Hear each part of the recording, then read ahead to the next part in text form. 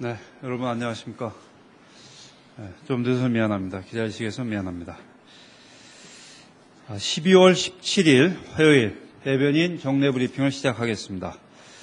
먼저 5가지 사항을 말씀드리겠습니다. 첫 번째 말씀드릴 것은 한국과 프랑스 간 기업인과 취업 인턴의 상호 진출을 지원하기 위한 실무협상 개최입니다. 지난 11월 4일 한국과 프랑스 간 정상회담 시 한불 기업인 및 취업 인턴의 상호 진출 지원 협정 체결을 추진하기로 합의한 바 있습니다. 이에 따라 12월 19일 파리에서 실무협상이 개최됩니다. 이번 협상에 우리 측 수석 대표는 안영집 재동포 영사국장입니다. 프랑스 측은 프랑스와 루카스 내무부 이민국장입니다. 우리 정부는 이번 실무협상을 통해서 양국 기업인들이 상대국의 주재원으로 파견되거나 청년들이 인턴으로 근무할 경우 비자 발급을 보다 간소화시킴으로써 양국 간 경제, 인적 교류가 더욱 활성화될 수 있도록 하고자 합니다. 제가 처음에 말씀을 안 드렸는데 오늘 제가 말씀드릴 내용은 정례 브리핑 후에 전부 보도자료가 배포될 예정입니다. 편하게 들으시기 바랍니다. 두 번째는 글로벌 녹색성장연구소의 UN 총회 옵서버 지위 획득입니다. 글로벌 녹색성장연구소, 영어로 GGGI입니다. 연구소의 옵서버 지위를 부여하는 결의안이 뉴욕 시간으로 12월 16일 UN 총회에서 채택되었습니다. 이 연구소는 아시다시피 지난 2012년 국제기구화되었습니다. 그리고 지난 6월에는, 금년 6월에는 경제개발협력기구 OECD에서 공적개발원조 적격기구로도 인정된 바 있습니다. 즉, 이 연구소가 사용하는 예산이 ODA로 카운트되게 되었습니다. UN 총회는 비국가기구 그리고 정부 간 기구 등에 대하여 심의를 통해 옵서버 지위를 부여하고 있습니다. 즉, 심의를 통과한 이런 기구들에 대해서만 옵서버 지위를 부여하고 있습니다. 정부 간 기구가, 즉 GGGI 같은 정부 간 기구가 옵서버 자격을 획득하면 UN 총회에 참석하여 발언할 수 있게 됩니다. 현재 UN 총회 옵서버 지위를 보유한 비국가 및 정부 간 기구는 약 80여 개가 있습니다. 이번에 GGGI가 UN 총회 옵서버 지위를 획득함으로써 UN 유관 기관과 협력 관계 구축을 원활히 할 수 있게 되고 또 지속가능 발전과 녹색 성장 관련 논의에 참여함으로써 UN 활동에 기여하게 될 것으로 기대하고 있습니다. 다음으로 한국과 일본 간 환경협력 공동위원회 개최를 말씀드리겠습니다. 한국과 일본 간의 제16차 환경협력 공동위원회가 12월 18일과 19일에 걸쳐 서울에서 개최될 예정입니다. 우리 측 수석 대표는 성문업 외교부 국제경제국 심의관입니다. 일본 측 수석 대표는 미나미 히로시 외무성 지구규모과제 심의관실 부국장입니다. 그리고 양국의 관련 부처들이 함께 참여합니다. 이번 공동위원회에서 양국은 이미 해오던 기존협력 사업의 이행 현황을 점검하고 또 앞으로 어떻게 이것을 더 발전시켜 갈 것인가를 논의하게 됩니다. 또한 영내 협의체에서의 협력 강화 방안, 영내 환경협력 관련 협의체에서 어떻게 협력을 갈 것인지, 해양오염, 대기오염 등 양국 관심사항과 생물 다양성 협약 당사국 총회 개최, 기후변화 대응 등 글로벌 환경 문제를 둘러싼 협력에 대해서도 포괄적으로 논의할 예정입니다. 다음으로는 한국과 중앙아시아 국가 간 한중앙아의 밤 행사를 말씀드리겠습니다. 한중앙아의 밤 행사가 12월 18일 외교부 주최로 개최됩니다. 우리 정부는 유라시아 협력 확대 및 상생과 협력의 대중앙아 외교를 기조로 그간 다양한 교류협력 사업을 시행해 왔습니다. 이번에 한중앙아의 밤 행사를 통해 이러한 교류와 협력사업 성과들을 논의하고 또 중앙아시아에 관심을 둔 인사들과 교류의 장을 마련할 예정입니다. 이번 행사에는 주한 키르기즈 대사, 주한 카자흐스탄 대사, 주한 우즈베키스탄 대사가 참석합니다. 그리고 지난 11월 한국에 공관을 개설한 투르크메니스탄 대사관이 대표단도 참석합니다. 이 이외에도 외교사절단들이 참석하게 됩니다. 그리고 민간으로부터 즉 산업계, 학계 등 150여 명의 관계자들이 참석할 예정입니다. 이번 행사를 통해서 한국과 중앙아시아 인사들 간 네트워킹이 보다 강화되고 우리 기업과 민간단체들이 중앙아시아 진출 확대에도 기여할 수 있게 되기를 기대하고 있습니다. 끝으로 중남미 자원 및 인프라 관련 심포지움 개최 소식을 말씀드리겠습니다. 외교부는 우리 건설 관련 기업이 중남미 진출을 지원하기 위해 12월 19일 서울에서 대중남미 인프라 플랜트 시장 진출 확대 방안에 대한 심포지움을 개최할 예정입니다. 이번 행사에는 우리 기업이 해외 건설 활동을 종합적으로 지원하고 있는 해외건설협회와 우리나라의 대표적 공적 신용기관인 한국무역보험공사 관계자가 발표자로 참여합니다. 이 심포지움은 외교부 중남미 자원인프라협력센터가 우리 기업이 중남미 진출을 지원하기 위해 2010년부터 연례적으로 개최해오고 있습니다. 네, 이상으로 제 발표를 마치겠습니다. 질문 있으시면 답변하겠습니다.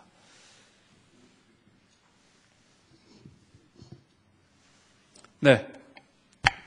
JTBC 윤서령 기자입니다. 어제 외교안보 관계장관 회의가 있었잖아요. NSC 기구 상설화 같은 것들이 논의가 됐는데 이와 관련해서 외교부가 취하고 있는 후속 조치가 어떤 것들이 있는지 또 최근에 북한 동해안과 관련해서 외교부가 취하고 있는 조치들이 있으면 좀 설명해 주십시오. 네, 우선 NSC 사무처 상설화는 외교부보다는 다른 부서에서 주도적으로 이행해 가야 될 사안이라고 보고 있습니다. 그래서 이 시점에서 외교부가 먼저 취하는 조치를 말씀드리기보다는 그러한 내용을 말씀드리고자 합니다. 두 번째로 최근에 그 북한 상황 관련해서는 외교부는 현재 그 부내에서 장관을 정점으로 해서 주말을 포함하여 긴밀하게 관련 부서들이 협의하면서 상황을 점검해 오고 있습니다. 그리고 주요 국가들, 미중일을 포함한 또 러시아, 미중일러를 포함한 주요 국가들과 긴밀히 협의하고 있습니다. 즉 상황에 대한 판단, 평가 이런 것을 공유하고 이런 주요 국가들의 이런 움직임을 우리가 파악해 오고 있습니다. 앞으로도 외교부는 이 대외 관계를 관장하고 있는 부서로서 이런 면밀한 분석과 그리고 또 관련국들과 협의를 해가고 또 아까 말씀드린 대로 부내에서는 장관을 정점으로 또 한반도 평화교섭본부 관련국들이 아주 유기적인 체제를 유지하면서 대처해 갈 생각입니다. 네. 현암시장 엄병철입니다. 오늘 일본에서 국가안전보장 전략을 발표하면서 독도에 대해서 영유권 분쟁이라는 표현이 있었는데요. 그에 대한 입장이 있으면 말씀해 주시고 관련해서 혹시 외교부에서 여기 조한 일본 대사관 관계자 조치한 사항이 있는지 좀 확인해 주십시오. 네, 우선 일본 정부가 우리의 거듭된 그런 지적과 입장 표명에도 불구하고 이 독도에 대한 부당한 영유권 주장을 하고 있는 것을 대단히 유감스럽게 생각합니다. 이 자리에서 외교부 대변인으로서 거듭 밝혔습니다만 일본 정부는 이와 같은 부당한 주장을 즉각 중단해야 됩니다. 그리고 역사의 진실에 눈을 떠야 된다고 수차례 이 자리에서 지적을 했습니다. 이런 몰역사적인 행동을 하면서 한일 우호를 이야기하는 것 자체가 납득하기 어렵습니다.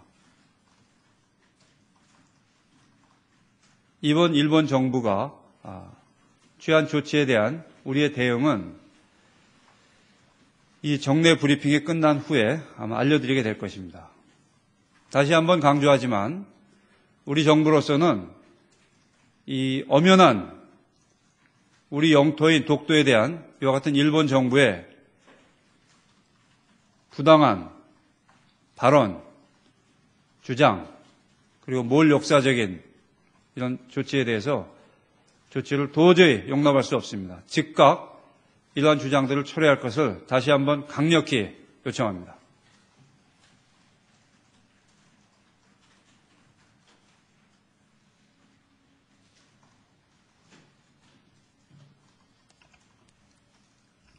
교도통신 마스모토라고 네. 합니다. 그 관련해서 그 이번에 발표된 국가안보 전략 전체적으로 뭐 중국을 염두에 두고 방위력 강화한다거나 그리고 적극적인 평화주의라든가 그런 내용들이 다 담겨져 있는데요. 그 독도 말고 다른 부분 전체적인 일본 이렇게 방위력 강화를 명기한 그 방위대강 그리고 국가안보 전략을 발표한 데에 대한 전체적인 논평 같은 걸 말씀해 주십시오. 네, 거듭 일본 정부의 그런 방위안보 관련 움직임에 대해서는 우리 입장을 그동안 말씀드려 왔습니다.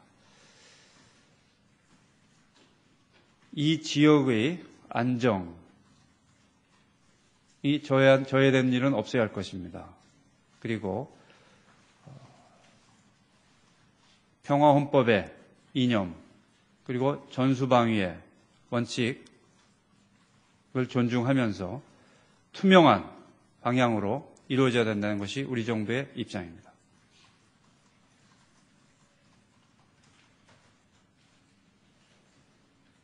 네.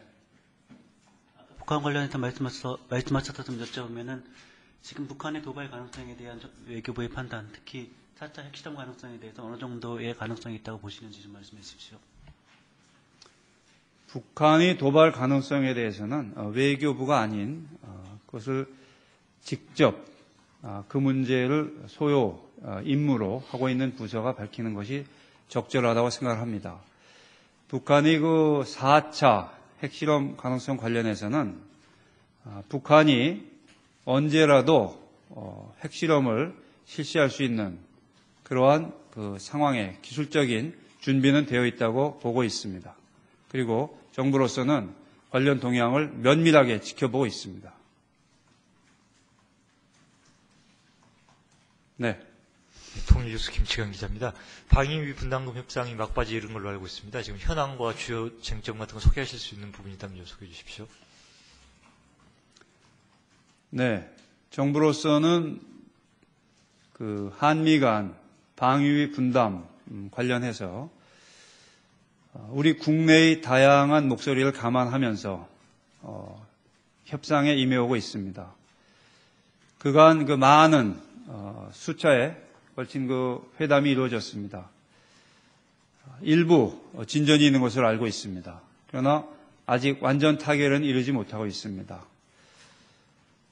정부로서는 현 협정이 종료되기 전에 다음 협정을 타결시키는 것이 바람직하다는 생각하에 지금 최선을 다해 임하고 있습니다. 앞으로도 가능한 한 조기에 타결될 수 있도록 최선의 노력을 기울여 갈 것입니다.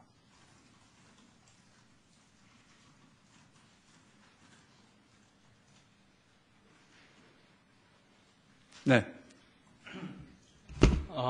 이경수 차관보하고 일본 외무성 사이케 아키타카 차관하고 이제 뭐 회동을 가질 거다. 이제 한중일 삼국 정상회담 의장국 문제를 논의하기로 할 것 같다라는 보도들이 있었는데 이에 관련해서 사전에 좀 진전된 협의된 내용이 있는지 궁금합니다. 네, 그 이경수 차관보는 한중일 삼국협력 우리 측 고위 대표입니다. 그래서 이 삼국협력 고위급 대표로서 삼국협력 문제를 협의하기에 현재 일본을 방문 중에 있습니다. 그리고 이번 방문 기회에 사이키 외무사무차관도 면담할 예정인 것으로 알고 있습니다. 사전에 협의된 내용이 있냐는 건 구체적으로 제가 좀 이해가 안 되는데. 그러니까 의장국 순번에 관련해서 좀 진전이 있는 건지 내용과 어느 쪽이 맞는 게 맞겠다. 다음번이 일본이니까 원래 정해진 순서대로라면 일본이 어떤 의향을 표명해 온 게 있는지 그런 게 좀 궁금합니다. 네, 그 구체적인 내용을 말씀드리기보다는 현재 내년에 누가 의장국을 맡을 것인가 하는 문제가 협의 중에 있다고만 말씀을 드리겠습니다.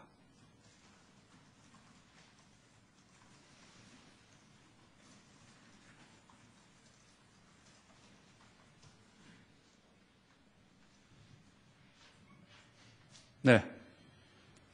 아사히신문의 나카노라고 합니다. 이견스 차관부님의 도쿄 방문에 관련해서 올해 안에는 그러면은 한중일 정상회담은 뭐 없다고 단언을 할 수 있으면 해주시고, 그리고 내년에 위장국에 대한 그러면 한국 외교부의 입장에 대해서는 아마 다음에 정상회담을 할 때까지는 한국이 하겠다든지 어떤 입장 지금 갖고 계시는지 말씀 부탁드립니다. 그리고 며칠 전에 사이키 일본 외무성 차관이 서울에 방문해가지고 한일 전략 대화를 올 25일쯤에 하겠다라고 하는 보도가 나왔습니다. 거기에 대해서는 어느 정도 지금 논의가 되고 있는지 말씀 부탁드립니다. 네. 올해 내로 한중일 정상회담이 열릴 수 있는가 하는 문제는,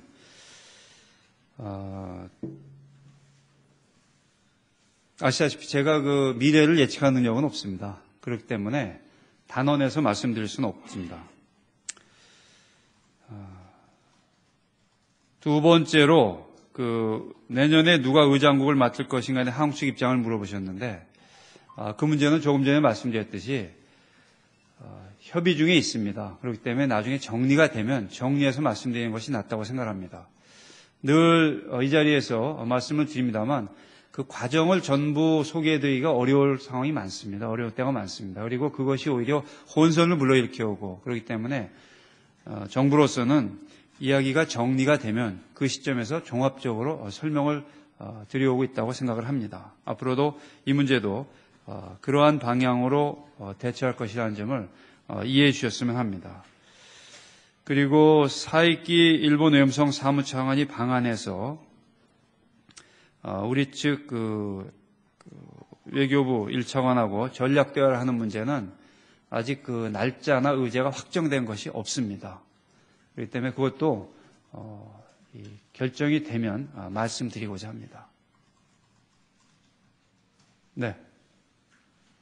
네, 한미 차관 대화를 위해서 지금 1차관께서 방미 중이신 걸로 알고 있습니다. 그렇습니다.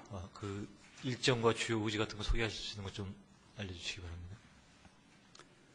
워싱턴 시간으로 17일 김규현 외교부 1차관이 카운터파트, 즉 미 국무성 정무차관하고 정무차관이 부장관, 제가 갑자기 단어가 떠오르지 않았는데, 부장관하고 한미 간의 이런 차관급 전략 대화를 할 예정입니다. 그리고 방문을 한 기회에 국무성, 그리고 또 백악관 등의 이런 한미 관계에 관련되는 인사들을 만나보는 것으로 알고 있습니다.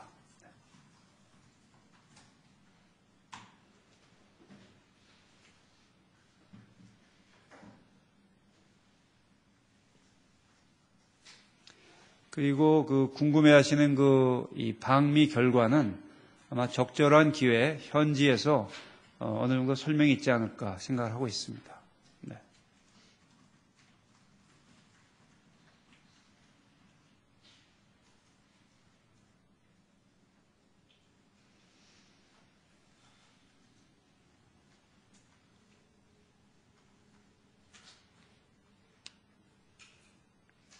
다른 질문 없으십니까?